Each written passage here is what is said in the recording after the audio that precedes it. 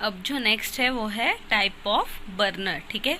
तो flame photometry में जो फ्यूल और ऑक्सीजन का कॉम्बिनेशन है, ठीक है, उसके बेसिस पे अलग अलग बर्नर्स यूज़ किए जाते हैं और अलग अलग टाइप के बर्नर होते हैं। तो उसमें से कुछ बर्नर्स हम लोग देखेंगे।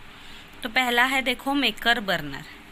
मेकर बर्नर, तो ये बर्नर जो है मेकर बर्नर, ये नेचुरल गैस और ऑक्सीजन, ठीक है, नेचुरल गैस और ऑक्सीजन मतलब एक एज अ फ्यूल और ऑक्सीजन एज अ ऑक्सीडेंट करके वहाँ यूज़ करते थे, ठीक है। ये बर्नर में जो फ्लेम प्रोड्यूस होती थी उसका टेम्परेचर कैसा होता था, थोड़ा लो होता था, और जो एक्साइटेशन एनर्जी थी उसके वजह से वो भी कैसी थी, लो थी, ठीक है। इसलिए ये सिर्फ अल्कली मेटल्स के लिए ही यूज़ किया जाता था। उसके बाद जो मेकर बर्नर था वो कैसा था, वो एक सिंपल बर्नर था जिसमें एक हमें ऐसी फ्लेम मिलती थी जो फ्लेम डिफरेंट रीजन शो करती थी। एक तो ऑक्सीडाइजिंग रीजन और एक तो रिड्यूसिंग रीजन होता था, ठीक है, वो फ्लेम में। अब उसके वजह से क्या होता था, जैसे ही एक्साइटेशन होता था, ठीक है, हमारा जो सैंपल हमने इंट्रोड्यूस किया, उसके बाद ऑक्सीडेंट और फ्यूल वहाँ ऑलरेडी है, उसके वजह से क्या होगा, एक्साइटेशन होगा। तो एक्साइटेशन होने के वजह से, क्योंकि वहाँ डिफरेंट रीजन थे, तो हमें डिफरेंट जो रीजन्स मिलते थे, ठीक है, मतलब डिफरेंट एक्साइटेशन होगा, क्योंकि दो रीजन है उसके वजह से डिफरेंट रिजल्ट मिलते थे। इसलिए वो बर्नर का यूज़ जैसे जैसे मतलब पहले के ज़माने में यूज़ करते थे, अब लेकिन ये बर्नर यूज़ नहीं किया जाता है क्योंकि उसके कुछ ड्रॉबैक्स थे उसके वजह से।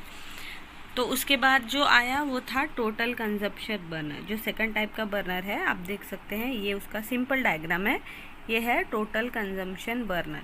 तो टोटल कंजम्पशन बर्नर में देखो यहाँ भी फ्यूल और ऑक्सीडेंट, फ्यूल कौन सा यूज़ किया जाता है, हाइड्रोजन, और ऑक्सीडेंट कौन सा यूज़ किया जाता है, ऑक्सीजन गैस, ठीक है।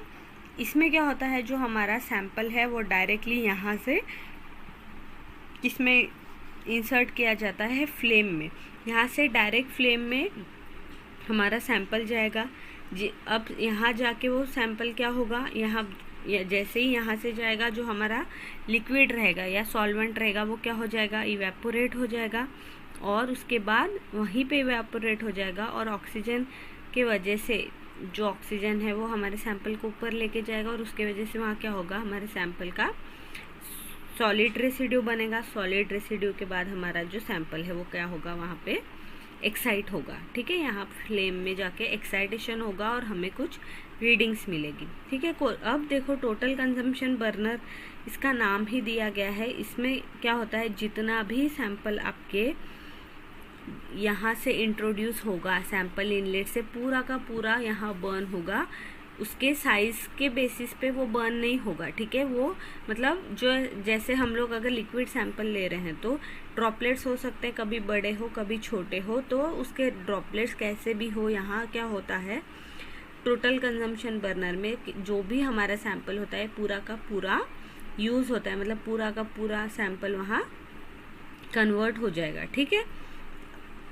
अब ये जो टोटल कंजम्पशन बर्नर है, इससे जो हमें फ्लेम मिलती है टोटल कंजम्पशन बर्नर से, ये कैसी होती है, नॉइजी एंड टर्बुलेंट, मतलब कुछ आवाज़ करती है, ठीक है, और हाई टेम्परेचर भी अगर हम लोग इसको कंट्रोल कर सकते हैं, अगर हम लोग फ्यूल और ऑक्सीडेंट का रेशो बराबर मेंटेन करें।